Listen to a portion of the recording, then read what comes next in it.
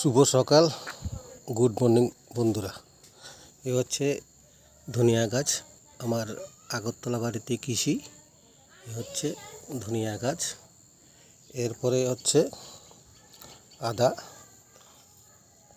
যে আদার বীজ কিশুদ্দা আমাকে দিয়েছে, আমার বস কিশুদ্দা। এখনও আদা গাছে কুয়াশার জল ঝিরঝির করছে। এ হচ্ছে আদা, প্রচুর পরিমাণে আদা। হচ্ছে 12 মাস ধরে দেশি লেবু। এ হচ্ছে মদন গাছ, যেটা আমি নিজের হাতে লাগিয়েছি। পরিচর্যার অভাবে কিছুটা জঙ্গল হয়ে আছে। এ হচ্ছে পাপ্পা গাছ, এটাও আমি নিজের হাতে লাগিয়েছি। এ হচ্ছে লঙ্কা। এ হচ্ছে বেগুন গাছ, এখনো ফলন আসেনি, ফুল এসেছে।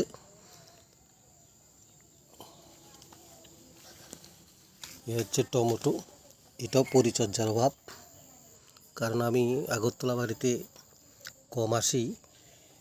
এ হচ্ছে কলা গাছ। এ হচ্ছে ফজলিয়াম, খুব সুস্বাদু। এখনও হচ্ছে লচ্ছই, আস্তে আস্তে বড় হচ্ছে। এগুলি মাধবে পরিচর্যা করছে। এখন হচ্ছে সেজনা গাছ। চলে আসলাম সুস্বাদু পালং শাক। দেখুন বন্ধুরা, পালং। এরপর হচ্ছে লাল শাক। হচ্ছে লাউ গাছ, এখনো ফলন আসেনি, ফলন আসবে, ফুল আসছে। হচ্ছে কুলবরই, এক গাছে 2 ফলন। এই হচ্ছে কুলবরই। দেখুন বন্ধুরা, কুলবরই যেটা আমাদের ত্রিপুরাতে বাইরের থেকে আসে। এ হচ্ছে কুলবরই, খুব বড় সাইজের, যেটা এখনও মার্কেটে বের হয়নি, তবে আর কিছুদিনের মধ্যে বের হবে।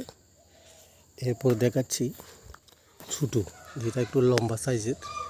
এ দেখুন কুলবরই, পুরো গাছটাই দেখাচ্ছি। দেখুন পুরো গাছটা, এক গাছে 2 ফলন। এ হচ্ছে গাছটা, এক গাছে 2 ফলন।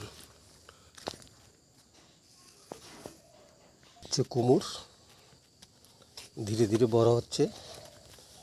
এরপরে চলে যাচ্ছি ঝিঙ্গা। গাছটা প্রায় বয়স্ক হয়ে গেছে, অনেক ফলন হয়েছে। এরপরে আসছি তিতা,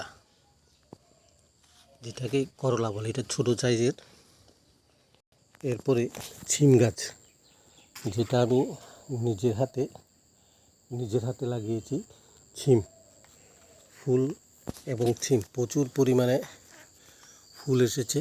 এই দেখুন ফুল, প্রচুর পরিমাণে ফুল এসেছে।